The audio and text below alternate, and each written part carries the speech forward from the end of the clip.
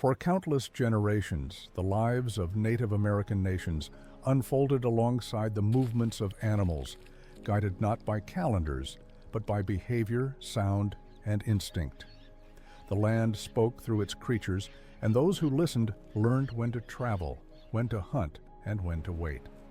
Survival was never random. It was built on observation, refined over thousands of years. As winter loosened its grip, the first signs of change came not from the sky, but from animals. Birds returned to riverbanks, their calls echoing through still cold valleys. Deer descended from higher ground, following the first exposed plants beneath melting snow.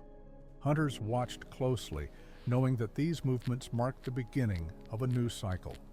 Dogs moved ahead of their human companions, alert to unfamiliar scents, guiding camps toward fresh resources. The spring hunt was cautious, deliberate, designed to take only what was needed after the long winter. Summer brought abundance and complexity. Plains filled with life as bison herds expanded across grasslands, their migrations reshaping the land itself. Native hunters understood that bison were not endless. They studied calving seasons, avoided overhunting, and allowed herds to recover.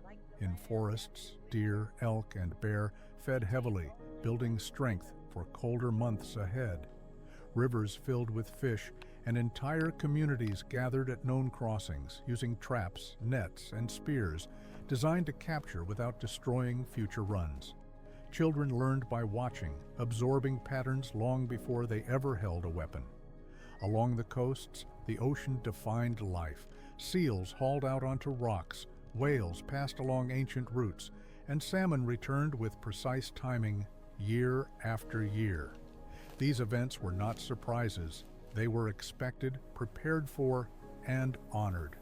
Animals dictated when villages gathered, when food was preserved, and when ceremonies were held. The success of a season depended on understanding not just one species, but how all life interacted. Autumn was the season of preparation. Hunters followed fattened animals as they moved toward winter ranges.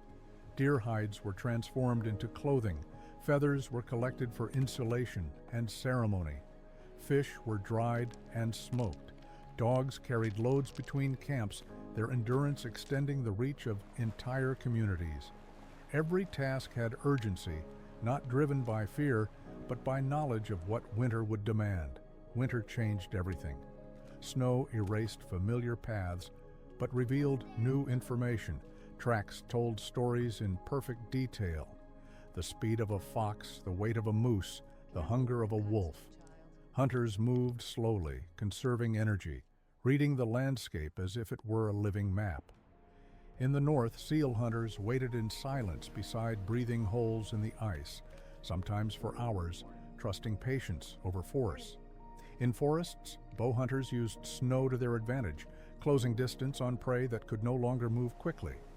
Throughout the cold months, animals shaped daily decisions. Bears disappeared into dens, teaching humans the value of rest and conservation. Wolves continued to hunt cooperatively, reinforcing lessons of teamwork and family structure. Birds vanished, signaling the harshest phase of the year. Firelight replaced daylight, and stories became the tools that preserved knowledge when the land slept. Crucially, Native Americans did not attempt to domesticate most animals. There were no cattle, no horses, no pigs, no sheep, no goats before European arrival. The land had no grazing livestock, reshaping it. The only true companions were dogs, whose partnership with humans stretched back millennia, and in parts of the Southwest, turkeys, raised for feathers and food. The rest of the animal world remained wild, respected, studied, and approached with restraint rather than control. When Europeans arrived with horses and livestock, the balance shifted. New animals altered landscapes, hunting patterns, and mobility. Horses revolutionized plains life within a few generations, but they also marked a turning point, the beginning of a world that no longer followed the same rules. Yet the older knowledge endured.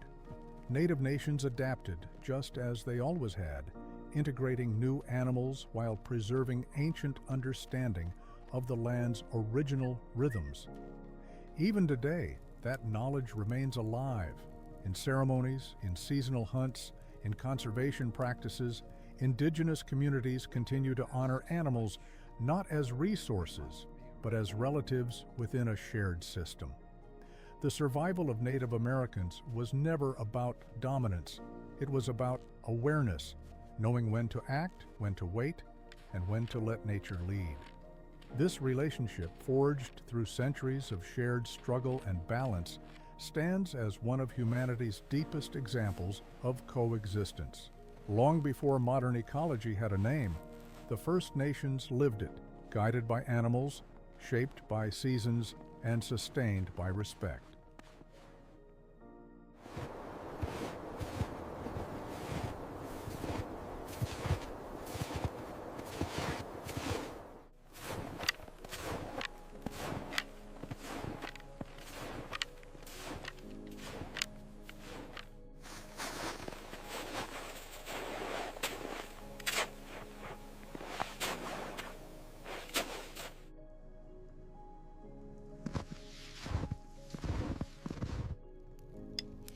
Listen closely, child.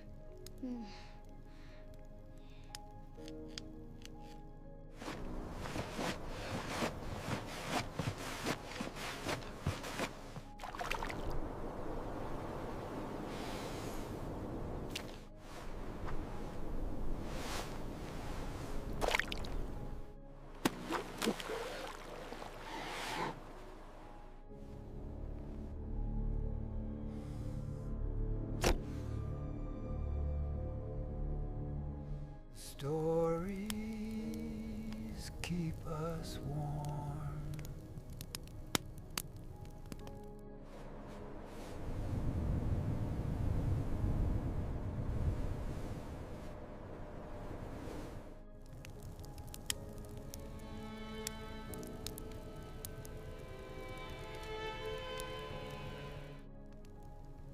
The land speaks to those who listen.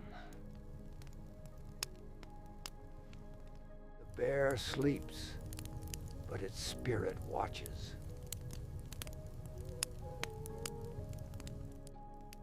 And so the first caribou learned to walk upon the snow, guided only by the winter moon.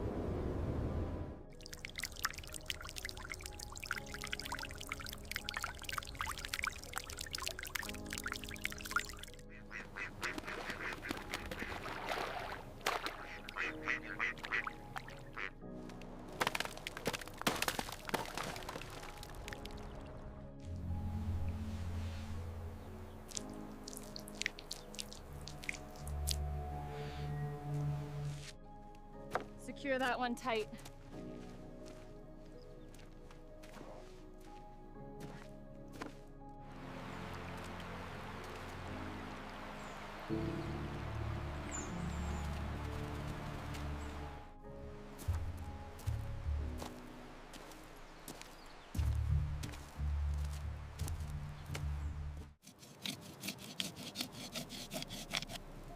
Good season.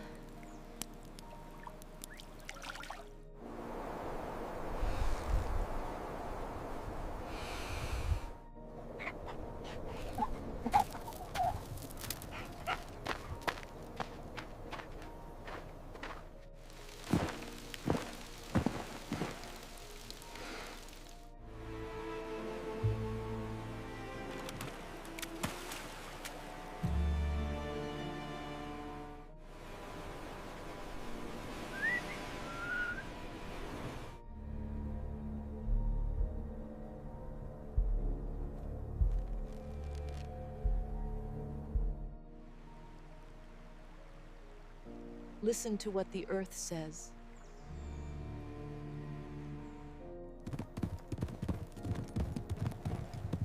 The deer has returned. Yes, the water is calm today.